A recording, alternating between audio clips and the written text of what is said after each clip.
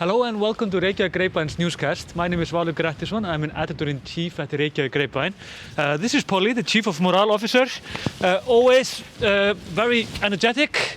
We're in my neighborhood right now. The reason is, of course, Italy is sick. No COVID though. He's just stomach something. Very pretty basic child stuff. Also, before we start, I want to tell you about chocolate. We love chocolate. This is the weirdest chocolate of them all also. It's once again, like Icelanders love chocolate and licorice. I don't know why we do this. This is like licorice, it slowly kills you. It like raises your heartbeat and people get heart attack about this. And also, we have like, as you can see, the chocolate is inside, the licorice is inside the chocolate. It's pretty good. It's very old. I grew up with this. And for some reason we are still eating this, still doing this. But it's really nice, really different. Also, we have like a lot of candy in our stores. You should definitely check it out, and we would really appreciate it actually if you would take your time and go and check out our shop. It matters a lot to us, and perhaps you would even find something that you're interested in. We also we handpick everything into the shop, and we take our pride in that these are all stuff that we really like for one reason or the other. Also remember our membership. We still have the membership. A lot of people are in our membership, and thank you for that. We are trying to do the most, and like you can of course see things before others, like premier stuff. I have no idea how to say that, like before, anyways. And of course we have a podcast now, the Icelandic Roundabout. Nei. What was it, Josie? The Icelandic Roundup. And the thing is, we go over the news, of course. Josie basically keeps me on track, but I know more or less everything about Iceland. She knows more or less everything about English. So that's a good combination, I think. But I'm gonna show you my neighborhood and the secret garden also. There's a secret garden here that very few know about, but we use a lot in my neighborhood.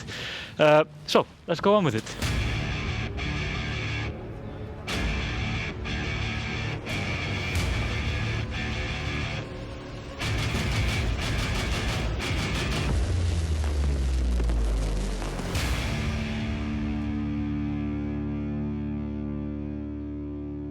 We need to talk about weather. Weather in Iceland is quite extreme these days. Icelanders are not that unused to bad weather at all. I mean, we always have like some months are pretty nasty and so on, but most months are nice actually. All these ideas about the extremities of Iceland are more or less not correct past 20 years, mind you. But if you would be here around 1980s, you would have the same weather. Now, we have no idea why this is happening. This might be the global warming, and therefore we're having more extreme winters than before. For example, last nice catch. Last February was the harshest February that we have had for 20 years at least. I think since 2000 or something like that. But keep in mind, like Januaries are often worse. So this is like far from being something odd. But now we're into March. And March is always cold, but it's not always snowy. My memory is always icy and so on. We're not sure what's happening here. Of course, the scientists, good luck with that. The scientists, they actually say that they won't be very conclusive about it, but that's like science and so on, and understandable. And therefore, hopefully, we are going to see a little bit better weather next few weeks, even months. At least the summer is coming. And I don't know, when we get these cold summers, it really crushes our souls. I promise you that. It's harder than you think, actually. And also, Iceland and filming. This was in the news today at Fréttablaðið. That is our biggest newspaper in Iceland. I used to work there years ago. They were talking about that American film producers, they are quite concerned because of the situation in Eastern Europe because of the war. And the war, of course, affects everything. It's affecting us even, and we are more or less almost in like the northern point of Europe, if you don't include Greenland, I think. But so the thing is that this has been like this is good for Icelandic filming. Sadly so, but there is always a silver lining, right? This means that, for example, there was a Bachelor. I haven't actually watched that this season. I like Bachelor, by the way. I think it's a fantastic show. I like all reality TV. But they've been filming here in Iceland, and this is invaluable when it comes to tourism and so on. So check it out if you want to see some Iceland. And romance, which is like, I have to say, something that doesn't really go together with Icelanders. Icelanders are not a very romantic kind of people. We are perhaps deep down, we have feelings and so on, but we don't show that very much. As often like when it comes to these Nordic cold countries. And also, Icelanders are now, and I went over this in our last podcast actually, but I want to go a little bit more in depth with this. It's about like fundamental changes that might be happening in the politics in Iceland because of the war and regarding our safety. The thing is, of course, there was a poll the other day, and in the poll they were saying that 75% of Icelanders were now supporting Iceland's membership when it comes to NATO. And keep in mind, one of our biggest riots ever in Icelandic history, before actually the pot and pan revolution, was because of NATO. This happened, I think, in 1949. It's the same year as Denmark joined the NATO, and other Nordic countries. The socialists in Iceland were absolutely furious about it because, well, Iceland is a country without an army. We are very proud of this, and we are a country of peace. We have been a peaceful country since the Viking era. We had one civil war, and it was like in 1260 something. So, and it was like for 70 years. So, it might be, hey, ah. Yes, that dog, man. So, the biggest riot we ever had was 1949, and that was when we joined the NATO. After these riots, which were they were incredibly violent. They were tear gas. They were also like, we call them like the white soldiers almost, like hvítliðar. I'm not sure what the English word would be for this, but these were like very far to the right kind of characters, borderline of being Nazis at the time, and these people, they were like beating up the socialists in these same riots. So NATO has a very negative, often, image in Icelandic mind. Meaning that now that we have like improvement of 75% of the nation is quite remarkable, to be honest. Means more than you think.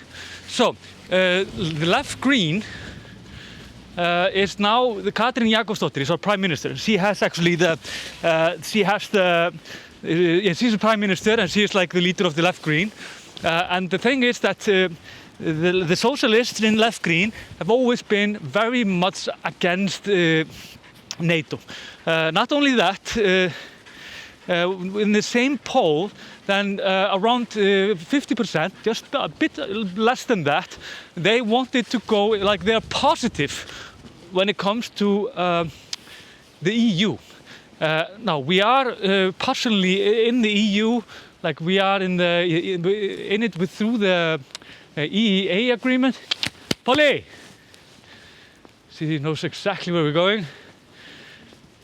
So that means that we can participate when it comes to business and so on.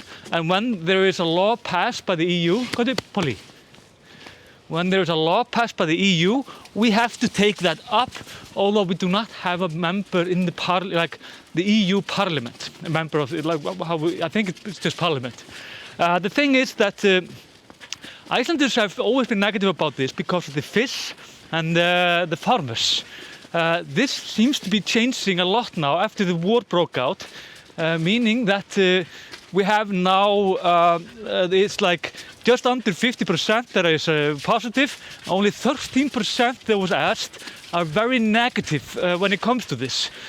Keep in mind, in 2016, these numbers were like the one that did not, like absolutely not want to go into the EU were around 24 to 6%.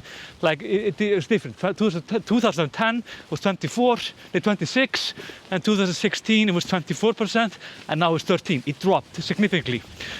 So this is interesting because Icelanders are very positive about going into the EU, although there is basically, Polly. There are like a few parties, very small parties, except for the Independence Party, that are against it. So this could actually mean that we have a different kind of a situation when it comes to Icelandic politics.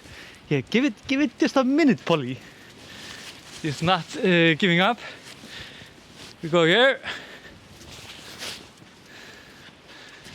So what's happening right now is that we actually might be going like into a further discussion about this. We're not going to talk to the EU. We were on the path of like going into the, like we had an application open, but the Independence Party completely killed that around 2015 or 16 without asking anyone. And Icelanders were really pissed, and there were demonstrations because of this and so on. But the Independence Party, which is a very liberal party, except when it comes to this, they actually like vetoed this literally and just pulled out the application, and Icelanders are basically still pissed about that. Mostly because we weren't asked about it. And we hate it when like politicians do something without asking us. But of course, like often with Icelanders also, we didn't really do much. Where is my phone? Here it is. And so on. But it means that a lot of things are actually changing. Could be that we are actually the political debate might be under like a dramatic changes because of the war from Ukraine. That's the point basically I'm trying to make here. So one more thing. This year is 50 years since a legendary duo was between Bobby Fischer and Boris Spasský, which were like chess grandmasters in chess. Those that are older, of course, remember this. If you live in Iceland, you remember this definitely, or someone has told you about this. It ended, of course, with Bobby Fischer winning this duel with a incredible kind of a way. I absolutely love this duel. I'm a chess nerd. I even like both I've competed in chess and so on. But the thing is that like the Icelandic Chess Federation, they want to hold like a celebration now in October to celebrate these 50 years. They want 200 million Icelandic kronur to do this, and they're raising the fund. They have part of it, but not all of it. But hopefully they will get all the money, because Magnús Carlsen, those that are watching like chess today know exactly who Magnús Carlsen is. He's a Norwegian grandmaster, and he was actually, his breakthrough was also in Iceland. In 2004, he was 13 years old, and he made a tie with Garry Kasparov in a rapid chess tournament. And it was legendary, because Kasparov, he was lucky, to be honest. So he's going to be here, Magnús Carlsen, and many other people to remember this, like, because I mean, if you think about it, we're back into the Cold War, and in some ways this was like one way to like wage like this cultural war at this time, and it was a very dramatic event. Bobby Fischer became like a national hero for Icelanders, yeah, I basically can't wait for this to happen. I'm gonna be there. I'm gonna chess and play chess and so on. And also, in the end, yeah, I want to tell you, there's a documentary out. This documentary is directed by April Anderson and her husband, Gary, I think it's Cahill. I have it in my notes, sorry. I can't even see my notes, so bright here. Martin Kittil.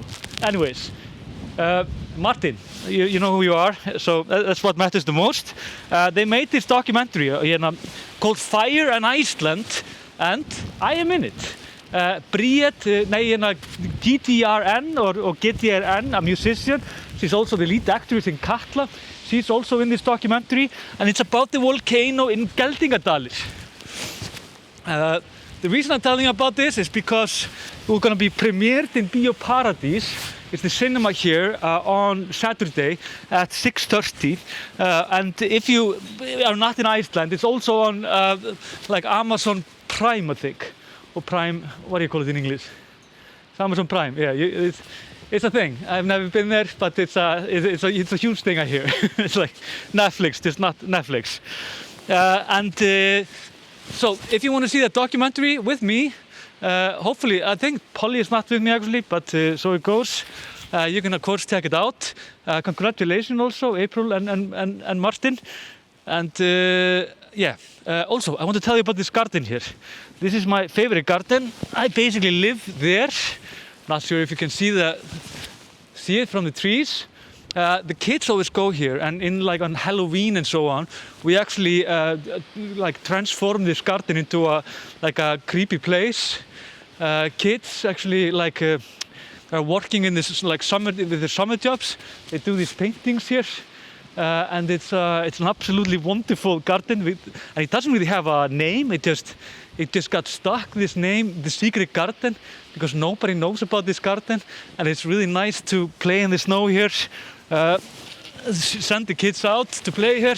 It's rather safe, and we know everyone that lives here. It's like all the kids and really nice neighbors. So it's wonderful actually. So that's it actually for the newscast. It's a horrible weather, it's a yellow warning. All the roads were closed this morning and so on. So if you're actually traveling in Iceland, keep your eyes on the weather forecast. If you want to know more about it, then check out our new podcast, The Icelandic Roundabout. No, what was it?